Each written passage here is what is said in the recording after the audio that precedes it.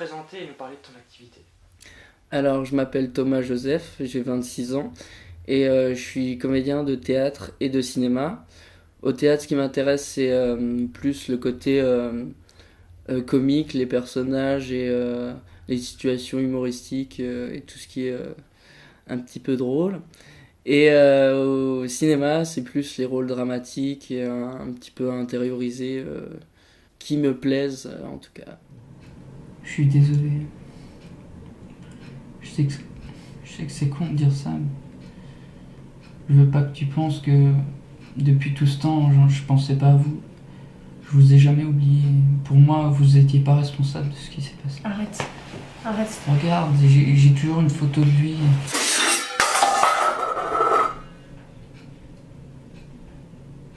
Qu'est-ce qui t'a donné envie de faire ça? C'est quoi ton parcours?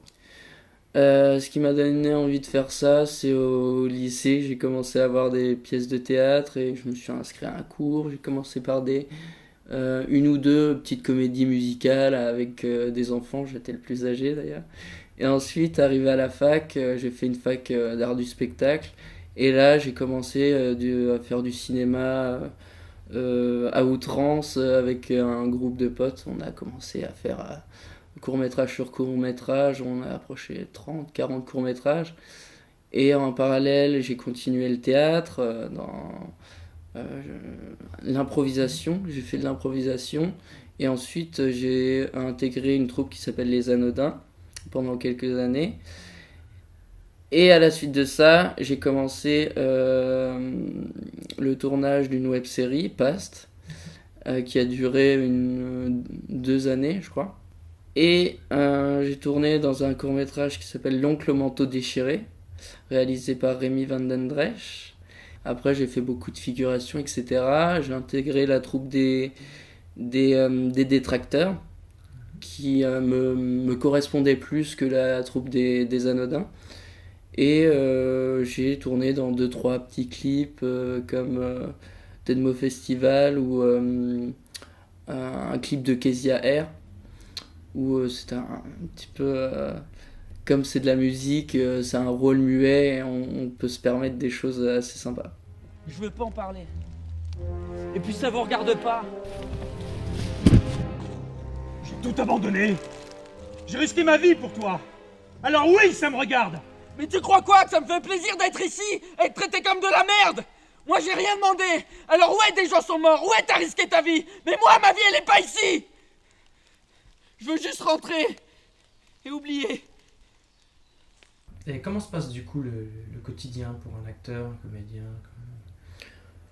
On s'inspire de tout, des gens, on observe pas mal, on écrit, on prend des notes. Quand on est inspiré, on construit des personnages, on les joue un petit peu, on s'entraîne, on répète, et puis on cherche aussi des projets en permanence pour se représenter. On s'était tous mis d'accord sur le fait que Thomas devait inviter Pierre. Je n'ai pas reçu d'invitation. Quels sont tes projets là justement en cours ou à venir? Bah justement, cette année, c'est plus, je m'investis beaucoup dans la troupe des détracteurs. On a un spectacle en création là qui s'appelle Mort de rire, écrit et mis en scène par Hélène Teslouchenko. Et du coup, on va jouer cette pièce début mai, le 7 mai à Vendenheim et le dernier week-end de mai au restaurant La Ville de Strasbourg à Epfig.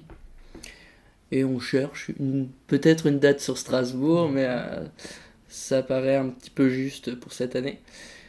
Et voilà mes projets. Sinon, je pense que j'ai une petite idée de one-man show en écriture, mais pas pour cette année, pour plus tard. Et du coup, comment tu as connu le club et qu'est-ce qui t'apporte? Le club, je l'ai connu via d'abord Julien, ensuite Christelle et ensuite toi. Christelle m'a fortement invité lors d'une figuration d'un tournage sur la guerre, c'était sur la guerre de Leningrad, qui a été tourné à Strasbourg. Et ce qu'il m'apporte, il m'apporte des contacts et un partage d'expérience et qui peut débouler sur de nouveaux projets ou des bières.